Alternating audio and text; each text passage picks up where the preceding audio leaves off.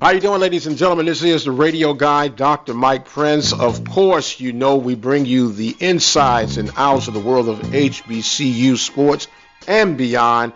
But now we are about to dive into something that I take a personal vested interest in, and that is the world of baseball. As the old Garrett Morrison, baseball has been good to me. And we have a special series coming up that's going to feature a young man who has intense background and knowledge of collegiate baseball in particular. And we'll let him introduce and give all his accreditations and accolades in just a moment. But we're going to introduce to some and present to others none other than Brother Olen Parker. We affectionately call him OP. Brother OP, how you doing today, my man? I'm well, man. I'm well. Well, it's good to have you on board here with the Open Mic Broadcast Network and our collegiate baseball feature. Before we get any further along the way, we like to try, as we say, certify the house and give people some background on whom is spitting out the knowledge so they could know that we just didn't pick up a guy laying out on the side of the road and he had a baseball jersey on, so we decided to bring him on board. Well, my name is Olen Parker, better known as Coach OP. I am from New Orleans, Louisiana. I had the opportunity to play junior college at Western Oklahoma, finishing up at Grambling State University. I was drafted after my first year at Grambling. Had the opportunity to play pro baseball for 3 years. Returned to Grambling as an undergrad assistant, later on becoming an assistant coach. And from there, ended up coaching at Louisiana Tech, coaching in the WAC and Conference USA. So you have some well-traveled baseball shoes, not just from one perspective, but from a variety of things going on. And what is it that you're doing as we speak today? Right now, I have my own organization in the Dallas metro area called the North Texas Dodgers, featuring and training young guys, mentoring, and getting prepared for the next level of competition. So you're entrenched in baseball 24 hours a day, 365 days of the year is what I'm hearing. Definitely. Okay. I just want to get that out there because you and I have had off the air conversations about baseball. As a matter of fact, we met through baseball. A former teammate of mine and competitor, Brother Gunn, he played at Grambling. We played at a JUCO together back in St. Louis. We were opposing rivals in high school. Jeff Gunn, one of the most prolific outfielders to come through Grambling's baseball program, 6'6", and had a hose that would straighten out anybody from any part of the outfield. Man, more importantly, Jeff was a great individual, man. To be 6'6", he's one of the quietest guys I've ever met. And I can never forget that his play and what he brought to the table, man. Yes, sir. So we'll be talking baseball, hopefully not just through this collegiate season, but during the off season as we turn around toward fall ball, because baseball, as well as other sports, has been concentrated now that you can literally talk about this thing all year long. Oh, yes. It's definitely evolved to a year-round sport, just like all the others have. Yes, sir. Now, OP, here's what we got going on right now. We know we're a few days away from the official start of the collegiate season. A lot of people that are in the dark, they're thinking that these guys have just blown the dust off their bats and their gloves and getting them broken in for the start of a new season. But these guys have been working since the fall when guys were kicking the pigskin around. Baseball was in action. So given those who are listening right now a little routine, if you would, that what it would be taken to lead to the beginning of a collegiate season. Well, things have changed, Mike, since you and I have played. First of all, eligibility begins in the fall. Therefore, when guys come in the fall, their season has begun. There's no way to gain eligibility in the spring, but you can lose eligibility in the spring by not taking care of your academics. So if you look at it in that perspective, the fall season starts the baseball season. Also, the NCAA has mandated that if you don't have a full schedule in the spring, you can play a couple of games in the fall to go along with the spring. With that being said, I think the NCAA has done a great job of preparing us to play year-round. Yes, sir. No doubt about it. Now, for those who are not familiar, there's a 56 window or 56 game window that would give you some wiggle room. In most parts, teams schedule 50 games in their regular season for spring activity, which gives you 6 games, 8, depending on how you schedule your spring schedule, to play in the fall ball, which you can measure up against some of your local programs. A lot of guys will take advantage of this to play some of the local junior colleges as a potential way of getting an insight on some guys they can actually add to their program come that next semester. Correct? Yes, sir. Yes, sir. Now, other than that, what are some of the things that you're looking for if you're managing a 4-year squad versus a junior college program? First of all, coming in, you have to assess the guys that you've already had on campus. See if they're a fit for what you're trying to do as a program. Second of all, it's important to have a real good connection with a lot of junior college and select ball coaches. More importantly, your select ball coaches are going to be the guy that really knows the family and know the kid. Not taking that away from high school coaches, but they're only seeing a guy in the spring, so they don't really get to know the kid or be able to help the kid as a baseball player. Once you get your guys on campus, then it's time to screw the balls down. It's time to get going and see how you guys can fit as a program and get off and running for the upcoming season. Right now we're speaking with Olen Parker, our baseball expert here at the Open Mic Broadcast Network, in regards to just simple diamond talk right now as we get ready for the opening of the 2019 collegiate baseball season. Now, Brother Parker, I've got to ask this question. We are familiar with the term Moneyball as far as the Oakland Athletics and how they do these analytics and systematic systems toward putting together a team. But when I'm talking about Moneyball now, it's no secret that select ball has become a money pit for a lot of people, and not just any particular group, but just people throughout. How does this affect the game positively and negatively as far as getting prep for high school and collegiate ball? That's a good question, Mike. Some call it Moneyball. I call it preparation for college. If you're with the right organization, they'll have you playing in tournaments where there are college coaches prepping you to be seen by those college coaches. In terms of negatively, it's expensive. It's expensive. It's not your rec situation where you pay $10 and you play. I've seen in the Dallas area people paying between $2,000 and $5,000 a year just to get their guy an opportunity in front of college coaches. So, I mean, it's a high risk, high reward type situation, if you ask me.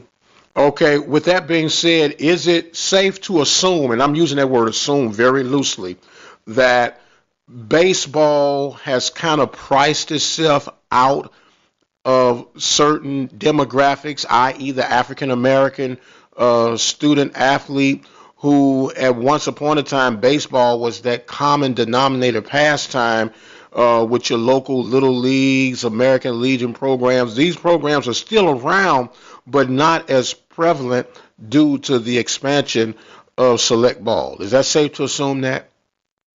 Definitely, Mike. Major League Baseball is kind of compensating for that by putting all these academies in inner cities. I've had an opportunity over New Year's break to go down to New Orleans and check out the new facility, and man, I was blown away at the job that those guys are doing in prepping those young men for the upcoming season. It was rewarding to see that these guys can really grow from playing at the MLB academies. Okay, so the advantage of that is that they're located in, we're going to say, economically challenged neighborhoods. Is that safe to put it like that?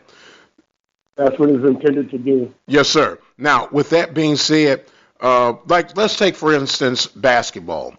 In most cases, you could get a basketball, pair of sneakers, and pretty much that's all the equipment that you would need in order to play.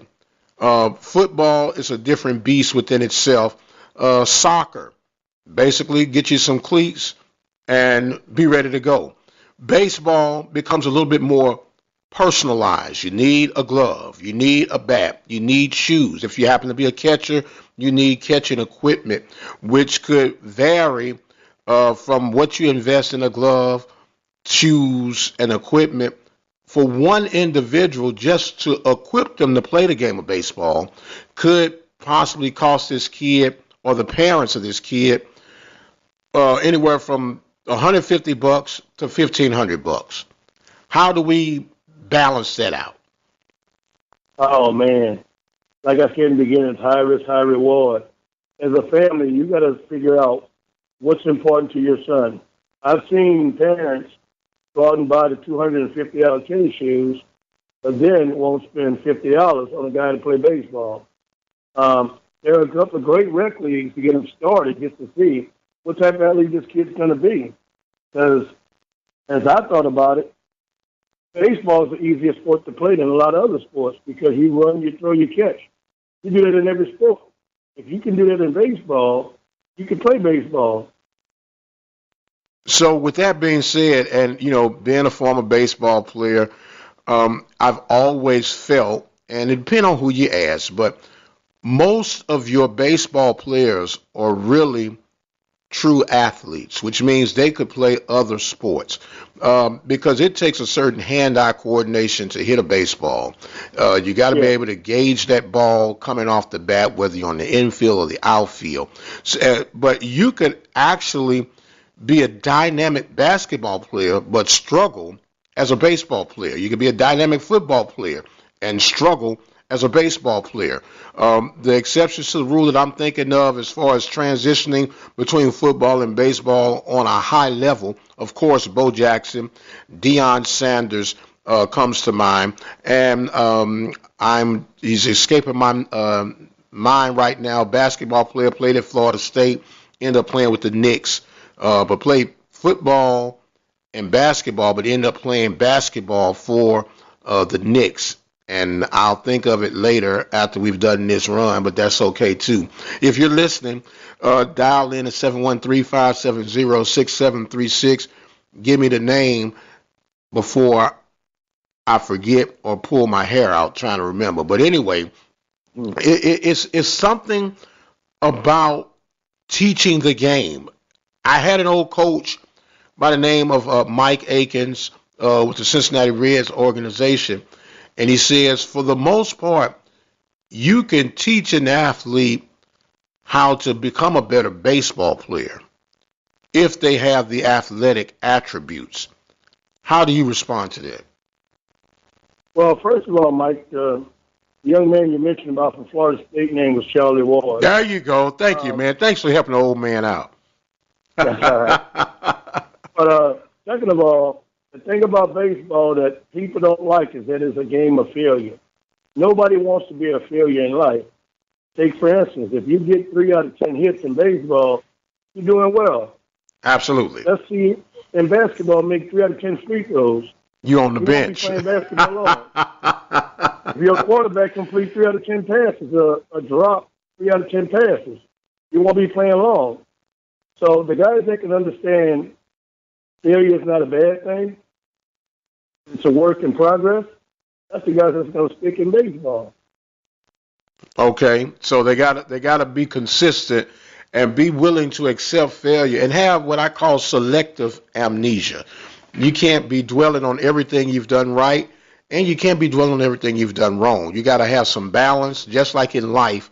And I always compared it to this: baseball players are chess players, and everybody else playing checkers.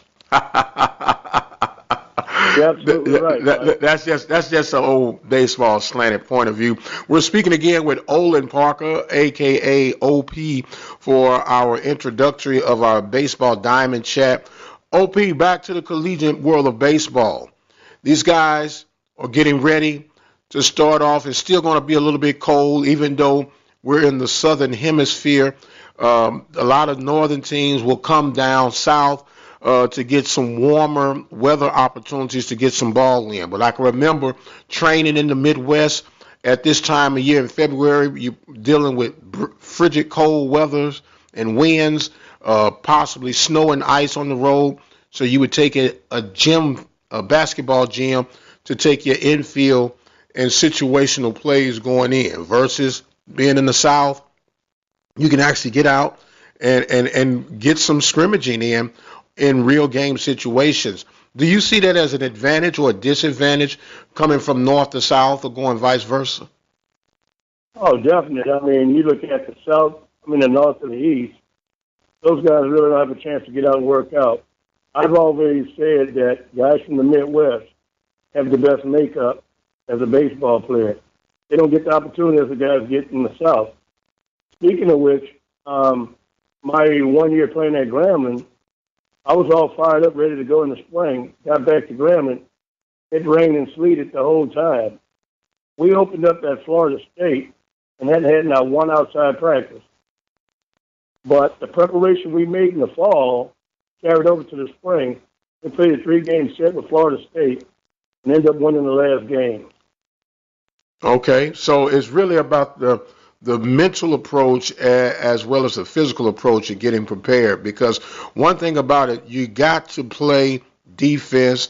You got to be able to throw. Hitting, as we said, if you're 30% successful at the plate, you're considered a stud. So that defense, just like in anything else, is going to always make and create huge dividends.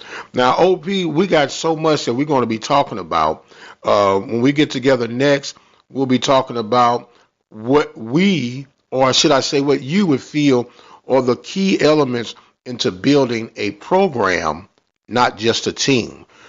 OP, I want to thank you so much, my man, for making yourself available. We look forward to many more in this series. Is there any way that people could get in contact with you if they're interested in having some workout sessions or even possibly getting on your organizational travel squad? Right. Like I said, I'm in the Dallas metro area. I can be reached at Olen Parker 65 at yahoo.com. My email, phone number is 318-436-9688. I also have an organization called College Prep, where I'm prepping guys getting ready for college. Okay, you heard it from OP himself. Man, we look forward to many more of these to come. I am the radio guy, Dr. Mike Prince. As always, you guys can check us out on the website at obnradio.com. The social media handles for Instagram, Facebook, and Twitter are at The Mike Prince Show. And our YouTube channel is Open Mic Broadcast Network. Until the next time, you guys be blessed, and we'll see you on the other side.